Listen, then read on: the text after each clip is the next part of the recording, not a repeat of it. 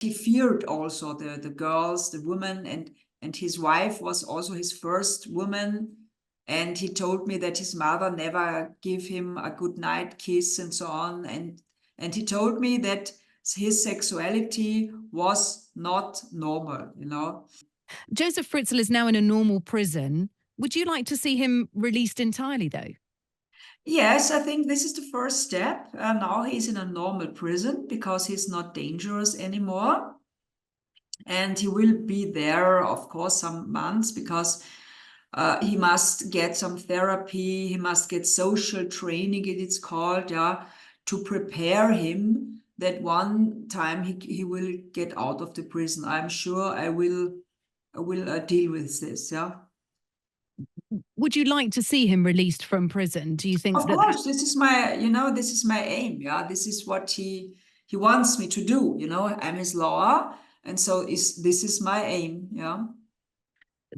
a court statement this week said a release or a conditional release from prison would not be possible for special preventative reasons? What did the court statement mean by that? No, this statement is wrong. I must really say this is wrong because it's not, how to say, it's not coordinate with the psychiatric expertise, because the psychiatric expertise, she said very clear that Mr. Fritzl is not dangerous. Yeah. I don't know why the court made this statement, because this was not the theme. This was not. It was not about that he will be released from prison. I don't know why the court made this statement, but I will not fight against this statement, because at the moment I really think it's too early for him. Yeah. Because I even have not an apartment for him. We must find a place where he can be and so on. Yeah. So at the time now, it's not possible that he can be released. But it's wrong to say that he is dangerous anymore, because the psychiatric expertise is very, very, very clear. He's not dangerous anymore. There is the issue, of course, of how this looks to the Austrian public. Here is a criminal, a rapist, an enslaver who committed murder by negligence, who was at one point diagnosed with narcissistic personality disorder, sometimes appears to have trouble telling fantasy and reality apart. Why should the Austrian people accept that here is a criminal who committed heinous crimes, able to walk around as a free man? Why should they accept that that is the correct course of action? There is a law, yeah, in Austria that after 15 years, even when you get life sentence, that after 15 years, when you have a good behavior in prison and you are not aggressive anymore, there is a possibility to get out of the prison. This is the law, and the law is for everybody, And so I think everybody has to accept the law, How do you think the Austrian public would feel, though, to see Josef Fritzl a free man? To my mind, if there is somebody a victim from a crime, yeah, he has all the right of the world, yeah, to be furious or to have problems and so on, yeah. But I don't think that this, when people say that they don't want to get him out and that they are furious and so on, I think they are not, but I just try to find the word, they are not, they are not honest. Yeah, these are not honest feeling to my mind. That are people, are normal people. They have their work, they have the family, they have a garden and so on, and it's not their problem. I don't understand that I get very furious about somebody which did not, or who didn't anything against me. So I think the people who get very furious, yeah, and they say no, he should not be released and so on, I think there are psychological reasons why these people are so bad about this. It's not normal. But If I'm a victim about, from a crime, it's normal. So I think that this is only their own problems, their own psychological problems that are projected to a criminal. But it's very often, you know, because I'm a penal lawyer and I think a barrister, you say, yeah. And there are very often when there's a hard crime, yeah, there are a lot of people who get furious about something which does not which Astrid, not their business, you know. yeah. I mean, look, I have to interject here when you say that that if a member of the Austrian public is very concerned about the prospect of Josef Fritzl walking free, that it is because that person has psychological problems. I would really have to deny that on behalf of many people who will remember this case. This case is probably the most famous criminal case associated with Austria. It is burnt deep into the Austrian psyche. Here you have a man who kept his daughter in a dungeon in the basement of his house for 24 years, repeatedly raped her, fathered 7 children with her, only 6 of whom survived. You know, incest, rape, coercion, false imprisonment. This story, this case shocked the nation, so much so that Austria's chancellor at the time, Alfred Gusenbauer, well, he vowed to protect the country's image. He was so concerned about what the story said about Austria that he was going to launch a campaign abroad saying that we won't allow the whole country to be held hostage by one man. In other words, this man is not our country. He was incredibly worried about how people would view Austria. Now, all of that, of course, is going to be seared into the minds of the Austrian public, as well as the fact that some women, because of his history, will not feel safe. No, he's not dangerous anymore. A man who is 90 years old, this I must really deny. This is nonsense. To say that a man of 90 years will be a danger for women. I can laugh about this.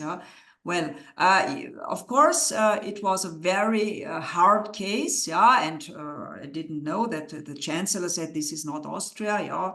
Of course, the normal Austrian men are not like this. But sometimes, sometimes when people are so, they are so, they get crazy about this. Sometimes, to my mind, because I'm very interested in psychological cases. I think, I have the feeling, it's very hard when I say that. But there are a big number of I'm sorry to say that there are many people, men, who have very bad ideas themselves, but they will not do them, and you hate always in the other man, you hate what is in yourself, I think this is a sort of projection, because there are positive people, who say this man was very long in prison. Okay, so there's also something like mercy and Christian mercy, charity and so on. And but this is a good reaction, But when somebody is full of hatred, against this very old man, to me, it's not normal, To me, I think something that's kind of is wrong with their own this man, baggage. Yeah, I understand when a victim is full of hatred, But even when I'm a victim of a crime, because I'm a penal lawyer, I'm a barrister since many years, It's very important also for the victim, to get free, You must lose the hatred. It's very important to lose this, because you spoil your own life with hatred. And I think the real victims for Mr. Fritzl, I don't know them, but I think the real victims, they are not full of hatred. I think they have found their peace, Yeah, but that peace may be a peace established from the fact that he'd been in jail for I never an heard awful long time. Let's just park that for now, because I am interested to know more about Josef Fritzl, the man, and you've interviewed him at length. How does he feel now about the crimes that he committed? Oh, of course, he's very full of, how to say, penance? No, he says that it Regret? was, regret, of course. He's full of remorse, you know, and he dreams in the night. Sometimes he dreams from this, yeah, and he's full of remorse because he destroyed the lives of his family. Of course, he also destroyed his own life, you know. Yeah, because he had a very good life, you know. He was a rich man and very successful in his profession. No? But he also committed heinous crimes, and so Yes, of he course. But deserved to lose he any says, rights you to know, his I life. was ill. Yeah, to me, he speaks like that, you know. Now I get a therapy. It's very good for me to get this therapy. And I think I was very ill and, you know, mentally ill, of course. And, you know, I wrote a book. It's also in English. Yeah, this is the German. In English, it's the Abyss of Joseph F. Yeah. And in this book, it's on Amazon in English. Yeah. I describe why because I spoke very much with him. Yeah. And he told me why he became this man, and he had a very strange, a very hard childhood, you know. His own mother tied him up, you know, when he was a very small child. Yeah, I think, of course, this man has a severe damage, but now he's 90 years old, and I think, yes, only because he's old and he's not dangerous anymore, so he should have the right to get out of prison sometime in nearer time, you know. What is he like? What is his personality like? How does he come across as a person?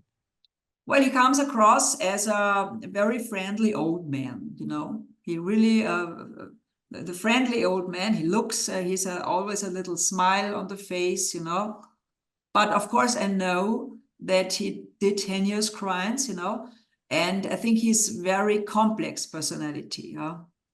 And look, you know, again, people in Austria who remember the case are going to have a real problem. In fact, our listeners all over the world will have a real problem with a man like Josef Fritzl being described as a friendly old man. Here But is a he man comes, you asked me how he yeah. comes to me, Look, and that's what okay, he is yeah. like, you know. So look, he was diagnosed with having narcissistic personality disorder. How do you know that you can trust what he says? How do you know that you can trust the person that he is portraying to you? Oh, he was very open to me, you know, because he has a lot of, how to say, Vertrauen. He has a lot of, because he really knows that I will help him, yeah. And he trusts me, you know, he trusts me. He knows that I will not talk to anybody, yeah. And How do you know? and he also says, you know, his bad parts of the personality. He described me also. He said me that he had very bad feelings, you know, also about sexuality, about women and so on, you know. He told me all this, yeah. So he has earned He your didn't trust try to and be, respect. of course, he tries to be friendly, or he's very friendly. He's even charming, you know. Of course, yeah, this is normal, yeah. This and he always was like this, you know. Because when he would have been a monster from outside, you know, it would not have been possible that he does those crimes. You know, this was a part of his personality, you know. He from upside, a very successful, friendly man, and flirting with women and so on. And on the other side, this was his dark side, yeah, the dark cellar. How do It's you know only that? possible like this, you Yeah. know. How do you know, though, Astrid, that he's not just doing a very, very good, you know, he has personality disorders. How do you know he's not just doing a magnificent charm offensive on you? You know, nobody can look in another head, you know. So this is, of course, nobody can read the thoughts, you know. Uh, and I know, like he is very, he's can in his personality, he can be very charming and so on. But it's not what counts, you know. It's not important if he's charming or he's not charming, or he's a bad, or he has a bad behavior and so on. This is not what counts, you know. For me, I'm a lawyer, and that what is important is that he is not dangerous anymore. And this is not my expertise. This is the expertise of Dr. Adelheid Kastner. It's the psychiatric who already examined it some 17 years or 16, 17 years ago. And she said at that time, Dr. Kastner said he's dangerous. It could happen again and so on. And now she has examined him again, and not only her, but also another psychiatrist 2 years before.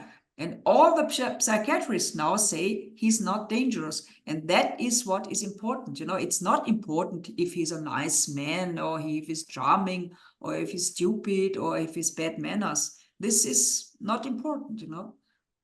Why did he do it? When you've had conversations with him, Astrid, about why he imprisoned his daughter in his basement for 24 years, why he raped her, why he bore 7 children with her, why he was, even before that, in the late 1960s, he was jailed for rape. He was known for indecent exposure. Later on, he was a suspect in 2 murder cases involving women. With that background, with the fact that he locked his daughter in his basement and repeatedly raped her for 24 years, kept the whole thing from his wife, what does he say now about why he did it, why he kept that up for 24 years? Well, he told me really very lot about his childhood, about his family. Yeah, really, I all wrote in my book. Yeah. But it's a very, years, it's complicated to explain this, but he was, to my mind, he was, as a young man, he was very, not very sure of himself, he had, he was very timid, I think, yeah, he's a shy young man, and he feared also the girls, the women, and his wife was also his first woman. And he told me that his mother never gave him a good night kiss and so on. And he told me that his sexuality was not normal, That's his explanation. Yeah. And he told me that he would have needed much earlier this therapy, yeah, because it's right. When he was a young man, he was already condemned as a rapist. And he told me that he should have get earlier this therapy. And all the years, yeah, I think he had a very strong sexual feeling, yeah. And the other time he was very shy. This is very abnormal, yeah. And all those years, he was in his job, he was successful and so on. And on the other side was this dark secret, and he didn't want to look at this dark secret, and now in prison for the last years, he was forced to look at this. And he says that it was very important for him to get this therapy. Okay. Look, your role as Josef Fritzl's lawyer, but how long have you been representing him, and what is the appeal for you in doing so? Yes, I'm his lawyer 2 years ago. He wrote me a letter about 2 years ago, and he wanted me as a lawyer, and also he wanted me to bring his book out, and I have a very big manuscript. He wrote a lot of things, but you cannot use this because it's how to say, it's too private. He wrote very much about privacy, family life, and so on. And in Austria, it's not allowed.